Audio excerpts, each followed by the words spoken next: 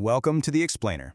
Today, we're doing something a little different. We're not here to take sides in a debate. Instead, we're going to perform an autopsy on one. Yeah, that's right. We're going to break down the arguments, piece by piece, look at the evidence, and see exactly how each case was built, and why one was just logically stronger than the other. And it all comes down to this single verse from the Qur'an. The entire, and I mean the entire debate revolves around these few words. It seems pretty straightforward, right? But one tiny word in this sentence became a huge battleground for two totally different worldviews. And here it is, the big question. In this verse, who is we? Is it angels speaking, or is it God? This single question is the point of incision for our whole analysis. It leads to two completely different ways of reading the text. Okay, let's begin the procedure.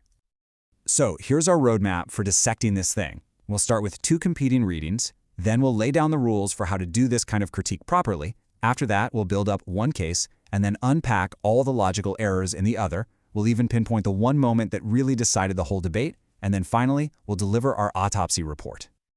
All right, first things first, before we go any further, let's get crystal clear on the two competing interpretations that were really at the heart of this whole clash.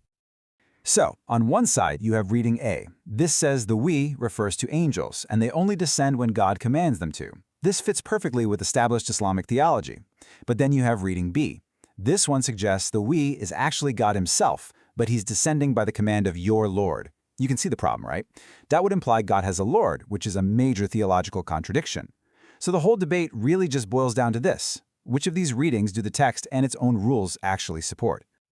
Okay, so before we can even start to judge the arguments, we have to agree on the rules of the game.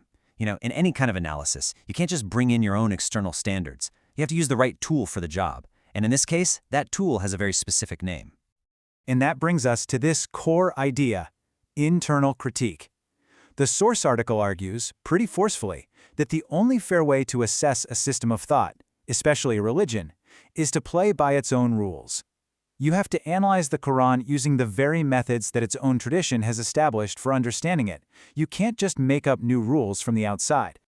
And according to that tradition, these are the three essential tools you need in your toolkit. First, you have the Qur'an itself, which is believed to be God's speech but can also quote other speakers. Second, you have the historical context, the reasons for revelation. And third, you have centuries of scholarly commentary, or tafsīr, which shows how the text has been understood throughout history. Any valid argument, from an internal perspective, has to use these tools. So, now that we have those rules established, let's take a look at the first position, the one that, according to the source, was built correctly by using that internal methodology we just talked about. First off, that word we, it's not as simple as it looks. In the Quran, it can be a royal we, referring to God, or it can be a literal plural, like a group of angels. So how do you tell the difference? Well, the argument is that context is everything. Context is the key that unlocks who the speaker really is. And this is a really crucial point. Just because the Quran might be quoting an angel, that doesn't make the angel a co-author of the book. The belief is that God is the single author revealing the text, and that text can include perfect, verbatim quotes of what other people or angels said. Once you get that, the whole objection that if angels are speaking it's not God's word just dissolves. And here's the evidence that was put on the table. Exhibit A, the entire tradition of scholarly commentary, the tafsīr, which unanimously says the speaker is angels. And then Exhibit B, the historical context, the reason for revelation, which fits like a glove. There's an account where the Prophet Muhammad asked the angel Gabriel, "Hey, why don't you visit more often?" And this verse is presented as Gabriel's direct answer. All right, now let's flip the coin. Let's turn our attention to the opposing argument, because according to the source we're analyzing, this second case was riddled with some pretty major methodological and logical problems. And this slide just lays it out perfectly. You see this huge clash of methods. One side was playing by the established rules of internal critique, using the accepted tools like tafsīr and hadith. But the other side basically threw all those tools out the window. They demanded that the text meet this brand new external standard, that it had to literally say, "the angels said." Otherwise, the context just didn't count. The source article then gives us a full breakdown of the logical fallacies that were being used. We're talking argument from personal incredulity. Basically, I can't believe it, so it's not true. There was a confusion of terms, cherry-picking data by ignoring context, and maybe the biggest one, shifting the burden of proof. essentially demanding the other side prove him wrong while providing zero evidence for his own new interpretation. You know, in any good analysis, you always look for that turning point, that one critical moment where an argument is either won or lost for good. And according to our source, this was it. This was the moment of truth. A direct, simple, and what we call falsifiable challenge was put right on the table. The question was simple. If your reading of this verse is valid inside the Islamic tradition, you should be able to name just one recognized scholar from the last 1400 years. Who agrees with you? Just one.